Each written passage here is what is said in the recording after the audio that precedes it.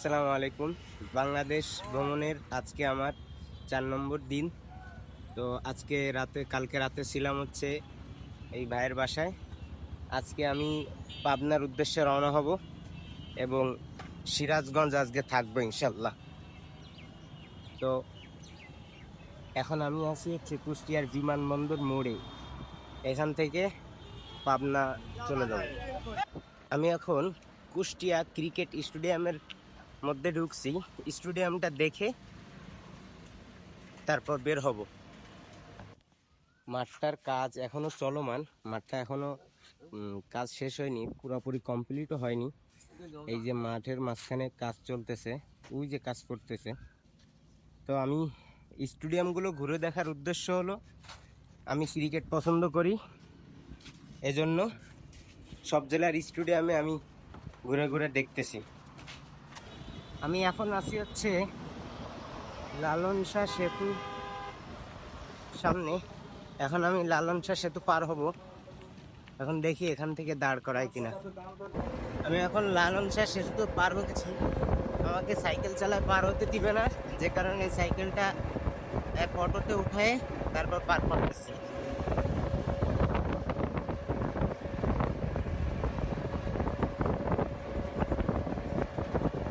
লালন শাহ সেতু পার হয়ে আমি এখন আছি হচ্ছে পাবনা ঈশ্বর।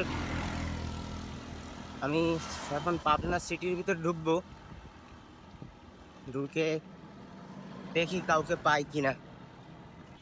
আমি পাবনার সার্কিট হাউসের পাশেই আছি, এখানে একটু রেস্ট নেব। এই কেক কিনে নিয়ে আসলাম, এগুলো খাবো।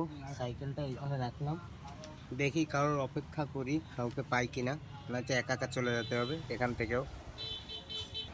আমি এখন পাবনা সার্কিট হাউসে ঢুকবো। আমার হাতের ডান সাইডে পাবনা সার্কিট হাউস। এখন দেখি এখানে কেউ নাই, কিভাবে যে ছবিটা তুলবো। না সার্কিট হাউস, আমি এখান থেকে ছবি তুললাম।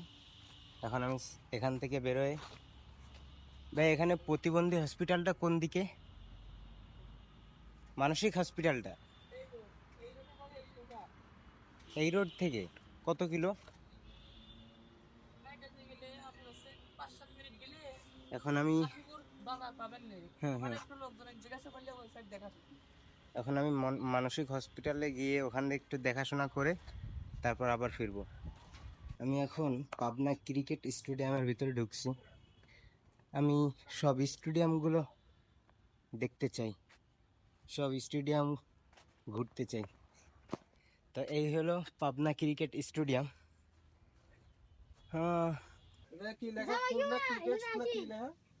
খুলনা সাইকেলিস্ট। 3 দিন আগে বাড়াইছেন? হ্যাঁ হ্যাঁ কত গেছিলেন? এই খুলনা থেকে এই পর্যন্ত আসছিলেন? হ্যাঁ হ্যাঁ আর যাবেন কোথায়? আজকে চলে যাবো হচ্ছে সিরাজগঞ্জ। সাইকেল নিয়ে? হুম। আমার মধ্যে আসলে পাচ্ছি আসলে হ্যাঁ, বাড়ির সঙ্গে দেখবেন মানুষ চলে আসছে। আমি এখন পাবনা মেন্টাল হসপিটালের ভিতরে ঢুকবো এবং ঢুকে দেখবো কিভাবে মানুষ এখানে থাকে।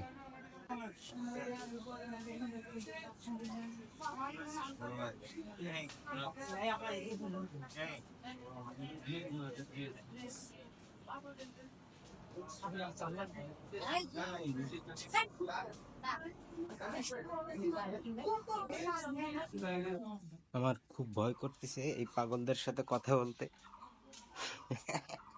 অভ্যস্ত নাই। আমি এখন বের হয়ে যাব, আর ভাল লাগতেছে না, অনেক পাগল দেখলাম। আমি এখন পাবনার মেন্টাল হসপিটাল থেকে বের হচ্ছি। এখানে আমি 3 ঘন্টা বিশ্রাম করছি। এখন বাইরে যাই, যে হোটেলে খেয়ে তারপর সিরাজগঞ্জের উদ্দেশ্যে রওনা হব। আর আজকে আমার থাকার ব্যবস্থা হচ্ছে সিরাজগঞ্জ। আমি সিরাজগঞ্জ যাওয়ার জন্য একটা শর্টকাট রাস্তা ধরছি গ্রামের ভেতর থেকে। হাইওয়ে রোড দিয়ে দেখলাম যে একটু বেশি হয়ে যায়, একটু বেশি পথ হয়ে যায়, এই শর্টকাট পথটা ধরলাম। এখন দেখি সামনে কত দূর কি আছে, আল্লাহ ভরসা। গ্রাম অঞ্চল, রাতে তো হোটেলও পাওয়া যাবে না, দেখি কি হয়। মাগরিবের আজান দিয়ে দিচ্ছে।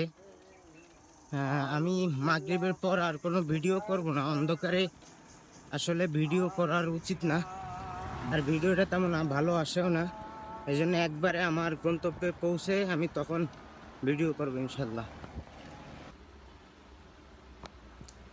যেহেতু আমি রাতে ভিডিও করি না, এজন্য আপনাদেরকে রাস্তার কাহিনীগুলো দেখাইতে পারিনি।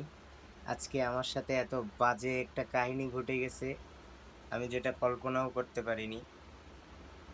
আমি যখন মানুষের কাছে শুনছি বা গুগল ম্যাপ দেখছি আপনার যে পথ দিয়ে আমি শর্টকাট হবে সেই পথ দিয়ে আসতে গিয়ে আমার আরো বেশি পথ ঘুরে আসছি। আর এখানে আমি আহ, যখন সিরাজগঞ্জ শহর যখন আমার 20 কিলোমিটার দূর, আমি এখন সিরাজগঞ্জ শহর থেকে 20 কিলোমিটার দূরে আছি। তো এখানে আমি একটা হোটেলে মানে রেস্টুরেন্টের সামনে গিয়ে দাঁড়াইছি খাবারের জন্য। খিদে লাগছে, রাতে খাওয়া হয়নি, 10টা 10:30 বেজে গেছে। তো ওখানে খাওয়ার সময় আমাকে কিছু লোক জিজ্ঞাসা করলো যে কোথায় যাব কি, আমি সব তাদেরকে খুলে বলার পরে তারা আমাকে বলল সামনে যেও না, সামনে রাস্তায় সমস্যা আছে। আমি জিজ্ঞাসা করার পর বললো যে সমস্যা, আমি জিজ্ঞাসা করছি কি সমস্যা, তো তারা বলল যে এখানে ডাকাতের আশঙ্কা আছে, তুমি সামনে যেও না। আমি আর এক বিন্দু সামনে যাই নাই, রাইট স্টপ করে দিয়ে এখন আমি আসছি হচ্ছে সিরাজগঞ্জ থেকে 20 কিলোমিটার দূরে। তো আজকে এই একটা হোটেলে এই রুমটা নিছি। তো আজকে এখানে বিশ্রাম নিই। আজকে আমি খুব ক্লান্ত। আরো আজকে দুপুরে আমি পাবনার মেন্টাল হসপিটালে গিয়ে আমার স্বচক্ষে যে সমস্ত মানুষদেরকে দেখছি, ওই জন্য আমার এমনি ভেতর থেকে আমি অনেক দুর্বল হয়ে গেছি। তো সবাই দোয়া করবেন। আর আজকের ভিডিওটা এই পর্যন্ত থাকবে। সাইকেলে বাংলাদেশ ভ্রমণের 4র্থ দিন আজ এখানে শেষ হবে ইনশাল্লাহ। আবার শুরু হবে কালকে সকালে। আল্লাহ হাফেজ, আসসালামু আলাইকুম।